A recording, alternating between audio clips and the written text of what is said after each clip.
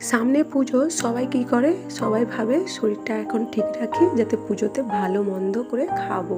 কিন্তু আমি সকালে প্রথমে ভাবি ব্রেকফাস্ট কি দিয়ে করব। কথাই বলেনি কাজকর্ম নাই, শুধু খাওয়ার চিন্তা। সেটা হয়েছে আমার অবস্থা। নমস্কার, সবাইকে জানাই শুভ সকাল।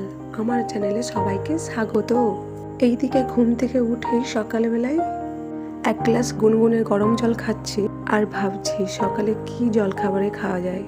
আর এইদিকে একজন অতিথি দরজার আড়ালে উঁকি মারছে নিজের খাবার পাওয়ার আশায়।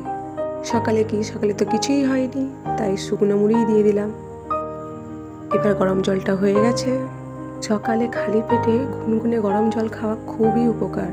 এতে আপনার হজম শক্তি বাড়বে, যকৃৎ ও কিডনির কার্যক্ষমতা বাড়ে, শরীর থেকে বিষাক্ত পদার্থ দূর হয়, ত্বক উজ্জ্বল হয়। এর অনেক কিছু উপকারিতা আছে। একদিকে শরীরকে ভালো রাখার চেষ্টা করছি, তার পরেক্ষণেই আবার শরীরকে খারাপ রাখারও চেষ্টা করছি। আজকে জল খাবারে বানাবো ডিম টোস্ট। সকালবেলায় পাউরুটি বিক্রি করতে এসেছিল, তাই আমি কিনে নিলাম। মা বললো তাহলে ডিম টোস্ট বানিয়ে নে। আমিও করতে শুরু করে দিলাম।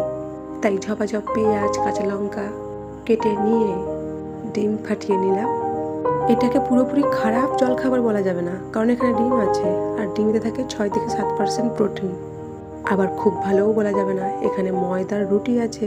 ময়দা কার্বোহাইড্রেট, যেটা খুবই ক্ষতিকর। আবার সঙ্গে তেলের কম্বিনেশন, তেলটাও তো ক্ষতিকর। সব মিলিয়ে ভালোও বলা যাবে না, আবার খারাপও বলা যাবে না, মোটামুটি ভালো জলখাবার।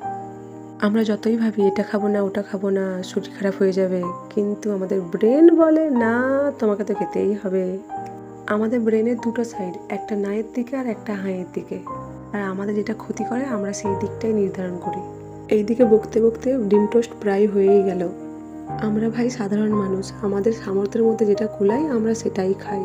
তাতে আদৌ প্রোটিন আছে কি না তার কোনো ঠিকানা নাই।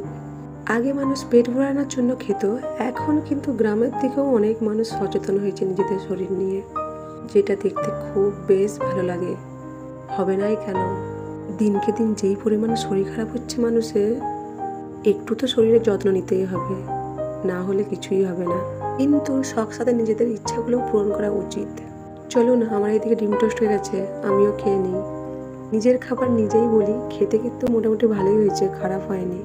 চলুন ভিডিওটা এখানেই শেষ করি। সবাই ভালো থাকবেন, আর ভিডিওটা দেখার জন্য অসংখ্য ধন্যবাদ।